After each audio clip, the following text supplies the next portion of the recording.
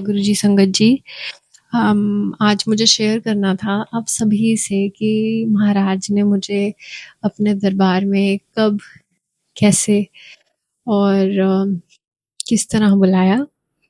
तो 2019 की ये बात है जो मैं आप सबसे शेयर करने जा रही हूँ। 2019 में मेरी तबीयत ठीक नहीं थी और मेरे बुआ हैं जो महाराज ने मुझे अपने बुआ के थ्रू बुलाया। तो उन्होंने एक दिन कहा कि ऐसे गुरुजी हैं, उनका सत्संग होता है और उनका बहुत जाने का मन है।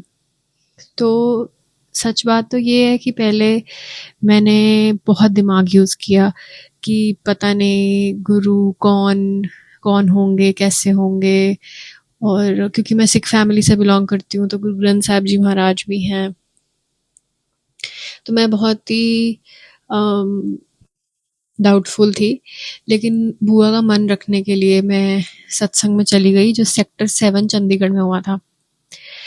अब सत्संग में एंटर करे और सारी तरफ अंधेरा है और एक अलग ही वाइब्रेशन फील हो रही है।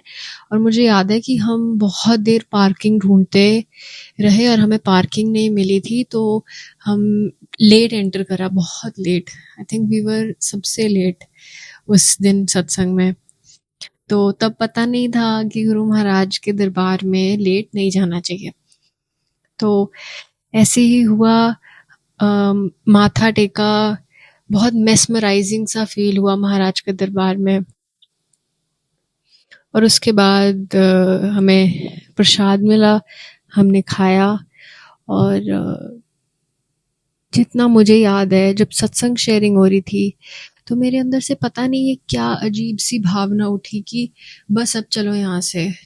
तो मुझे नहीं पता वो क्या था, तो मैंने मेरे साथ जो गए थे उन्हें बोला कि अब चलो, अब हम चलेंगे। जैसे ही हम बाहर निकल रहे थे वहाँ एक सेवादार अंकल खड़े हुए थे। वो अब पता है कि सेवादार जो हैं वो गुरुजी महाराज के हैं। तो वो बोलते कि यहाँ से कोई भी लंगर प्रसाद करे बिना नहीं जाता, आप भी मत जाओ। लेकिन पता नहीं वो क्या फीलिंग थी कि शायद महाराज का उतना ही हुक्म था उस दिन। एंड हम लोग बाहर निकल गए, वी लेफ्ट। तो जब घर जा रहे थे तो एक सत्संग याद आ रहा था बार बार। वो आंटी शेयर कर रहे थे कि उनका एक्सीडेंट होने वाला था, वो रोड क्रॉस कर रहे थे और कैसे उन्होंने गुरुजी को याद किया, महाराज को याद किया और महाराज ने उनके आसपास एक प्रोटेक्शन की लेयर बना ली। तो मैं सोचती गई, तो मैं बहुत कंफ्यूज थी कि ऐसे कैसे हो सकता है, जो चीज़ दिखती नहीं है, पता नहीं संगत क्यों इतना। बट वही बुद्धि एकदम उस वक्त। तो मैंने घर आते सारी एक यूट्यूब सॉरी गूगल पे एक क्वेश्चन लिखा, who is Guruji Maharaj and why do people have faith in him. जो क्वेश्चन मैंने आज लिखा है यहाँ पे कि why I have so much faith in Guruji Maharaj. तो अंकल का एक बहुत लंबा आंसर था कोरा पे, शायद अभी भी हो, आप जाके पढ़ सकते हो कि who is Guruji Maharaj and why do people believe in him.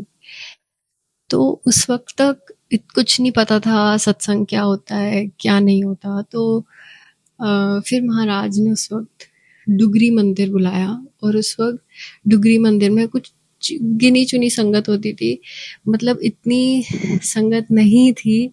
It was just कि डुगरी मंदिर के बहुत सारे सत्संग हैं जो मैं अगली कुछ रील्स में शेयर करूँगी। लेकिन महाराज ने डुगरी मंदिर बुलाया सारी फैमिली को और फिर हम लोग गए।